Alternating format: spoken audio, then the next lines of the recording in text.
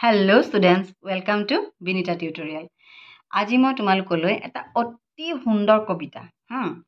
এটো কবিতাই কবানে গানে কবানে মই এক্স্যাক্টলি নাজানো কি কব কিন্তু মই আগবঢ়াইছো নামটো হৈছে জুনবাই এ জুনবাই এ বেজি এটি দিয়া বেজি নকে লৈ মুনা হিবলৈ মুনা নকে লৈ ধন ভৰাবলৈ ধন নকে লৈ হাতী কিনিবলৈ হাতী নকে লৈ উঠি ফুৰিবলৈ উঠিলেনো কি হয় বৰ মানুহ হয় হাতীত উঠি মইনা ফুৰিবলৈ যায় আলি বাটৰ মানুহে ঘূৰি ঘূৰি চায় এটো এটা এনেকুৱা কবিতা এটো ৰাইটাৰৰ নাম দিয়া নাই কবিৰ নাম দিয়া নাই কিন্তু মানে এটো কেনেকুৱা কবিতা জানা এটো মোৰো আইতাহতে মানে মোৰ মাৰ মাহতেও চাগে এটো মানে এটো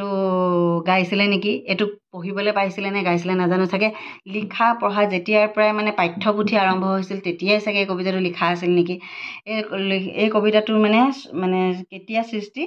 কতো উল্লেখ পোৱা নাই মই এতিয়ালৈকে বাৰু থাকিবও পাৰে মই নাজানো কিন্তু এটো এনেকুৱা এটা কবিতা প্ৰত্যেকজনী মাতৃয়ে আমাৰ বয়সৰ প্ৰত্যেকজনী মাতৃয়ে চাগে ল'ৰা ছোৱালীক ভাত খুৱাবলে হুৱাবৰ কাৰণে এটো কবিতা গাইছিলে এটো গীত গাইছিলে আৰু এটো গীতত মানে এনেকুৱা কিছুমান বস্তু আছে যি নেকি এতিয়াও ৰিলেট কৰিব পাৰি যেনে চোৱা জুনবাই এ বেজি এটি দিয়া আকাশৰ জুনবাইজনীক মানে কৈছে যে ও জুনবাই এটা বেজি দিয়া মোক বেজিনো কেলৈ বেজি হৈছে কি জানানে নিডল বেজিনো কেলৈ মুনা হিবলৈ মানে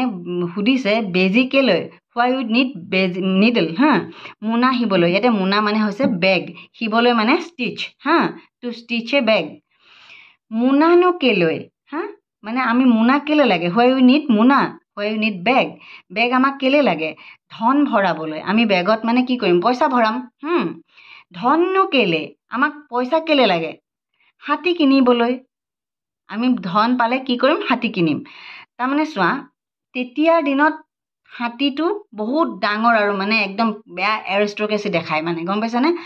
হাতী কিনাৰ লগে লগে মানে বহুত ধনী মানুহ আগৰ দিনত মানে মানুহে যেতিয়া পইচা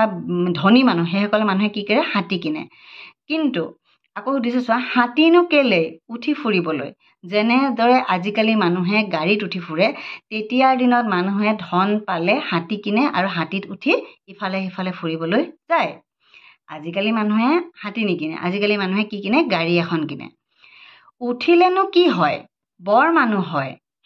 এতিয়া চোৱা যিমান মানুহক যদি গাড়ী এখন যিকোনো পাৰে কিনিব পাৰে মানুহ ঘৰৰ মানে ষ্টেটাছ মেইনটেইন হয় অলপ ধনী মানুহ বুলি নিজৰে এটা ফিল হয় নাই ঠিক তেনেকে আগৰ দিনত মানে যেতিয়া মানুহে হাতী কিনে উঠিলেনো কি হয় মানে হাতীত উঠিলে কি হয় বৰ মানুহ হয় ঠিক তেনেকে এতিয়াত গাড়ীত উঠিলেনো কি হয় অকমান নিজকে এৰিষ্টক্ৰেট ফিল এটা হয় ভাল লাগে গৰমত যাব নালাগে ঠেলি হেঁচি যাব নালাগে মানে নিজকে অলপ বেলেগ ধৰণৰ মানুহ নিচিনা লাগে বেলেগতকে অকমান ওপৰ ক্লাছৰ যেন লাগে তাৰমানে বৰ মানুহ যেন ফিল হয়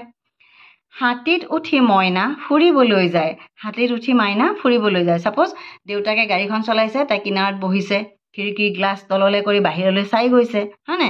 হেতু এটা বেলেগ ফিল লাগে না নাই তুমি যদি একদম সিটি বাছত বা বেলেগ গাড়ী ঢাকা খাই গৈ থাকিলে যেটো গৰম ঠেলা হেঁচাত গলে ভাল লাগিব নে নিজৰ গাড়ীখনত আৰামত উঠি গৈ ভাল লাগিব কবাচোন হাতীত উঠি মইনা ফুৰিবলৈ যায় আলি বাটৰ মানুহে ঘূৰি ঘূৰি চায় এতিয়া চোৱা তেতিয়াৰ দিনত মানুহে হাতীত উঠিছিলে এতিয়াৰ দিনত মানুহে ক'ত উঠে গাড়ীত উঠে হয়নে গাড়ীত উঠি মইনা ফুৰিবলৈ যায় নিচিনা কথা আৰু আলি বাটৰ মানুহবিলাকে তোমালোকে গাড়ীখনত পাৰ হৈ গলে ৰাস্তাৰ কিনাৰে ৰ'দত ৰখি থকা মানুহবিলাকে অলপ হলেওতো চাব কোননো গ'ল বুজি পাইছা কথাটো আগৰ দিনৰ এটো কবিতাটো বহুত দিনৰ যেতিয়া নেকি মানুহে পইচা গোটাই হাতী কিনি হাতীৰ ওপৰত উঠি ফুৰিবলৈ যায় তেনেকুৱা মানসিকতা থকা সময়ৰে এটো কবিতা কিন্তু সব বস্তু একে আছে মানুহৰ মানসিকতা হলনি হৈ যোৱা নাই কিন্তু এতিয়া মানুহে কি কৰে বেগত পইচা নভৰাই বেংকত থয় নাই এটিএম কাৰ্ডখন লৈ ফুৰে এটিএম কাৰ্ডখন লৈ গৈ গাড়ী কিনে গাড়ীত উঠি মানুহ ফুৰিবলৈ যায় আলটিমেটলি বেলেগ মানুহে ঘূৰি ঘূৰি চায় মানে মানুহে গাড়ী এখন কিনিলে প্ৰাউড ফিল কৰে ডাঙৰ মানুহ যেন ফিল কৰে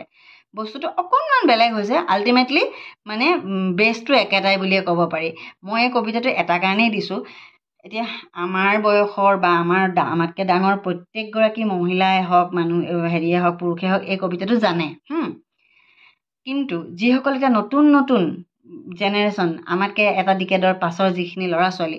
মানে যিখিনি নতুন নতুন মাক হৈছে, যিখিনি নতুন এই কবিতাটোৰ বিষয়ে মই ভাবোঁ নাজানিব পাৰে, তেখেতসকলৰ কাৰণে এইটো কবিতা বৰ ধুনীয়া পাব বুলি মই ভাবোঁ। কাৰণ কেলৈ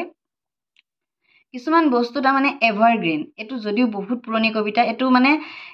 আজিৰ পৰা 100 বছৰ পিছতো এই কবিতাটো কেতিয়াও মানে হেৰি হৈ নাযায়, মানে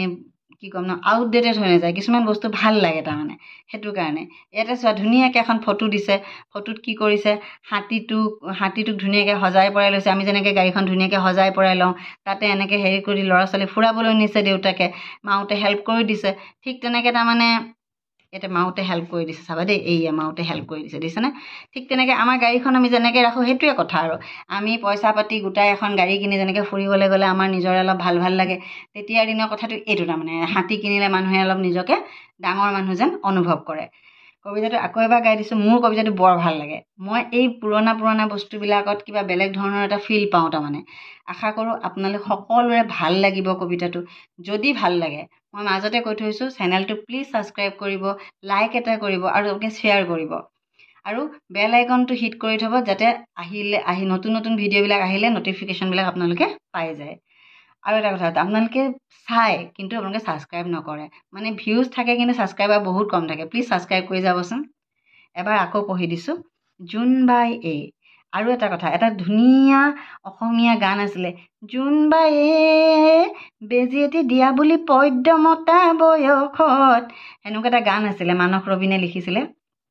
গায়ত্ৰী মহন্তই নাচিছিলে। মানে মই এটা কাৰণে কৈছোঁ, কিছুমান বস্তু তাৰমানে মোৰ ভাল লাগে, সেইকাৰণে মই ক'ব বিচাৰোঁ তাৰমানে কিছুমান বস্তু।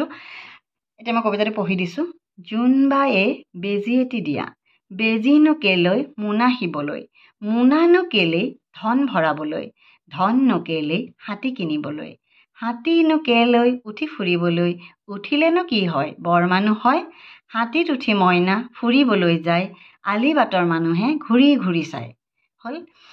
মই মানে কিয় বিচাৰোঁ, সৰু ল'ৰা ছোৱালীবিলাকে আজিকালি নহয় কাৰ্টুন এইবিলাকত ইমান বেছি নিজকে মানে ব্যস্ত কৰি ৰাখিছে। সৰু বাচ্ছাবিলাকেও আজিকালি ইনষ্টাত ইমান স্ক্ৰল কৰি থাকে। এইবিলাক সাধু সৰু ল'ৰা ছোৱালীক ক'লে মোৰ মতে বহুত তাহাঁতৰ কাৰণে ভাল হ'ব তাৰমানে। সেইকাৰণে মই আগবাঢ়িছোঁ। আশা কৰোঁ আপোনালোকে ভাল পাইছে। ভাল পালে কমেণ্টত জনাব, লাইক এটা কৰিব, প্লিজ ছাবস্ক্ৰাইব কৰি দিব। আকৌ এবাৰ কৈছোঁ, আজিলৈ আহোঁ, বাই বাই।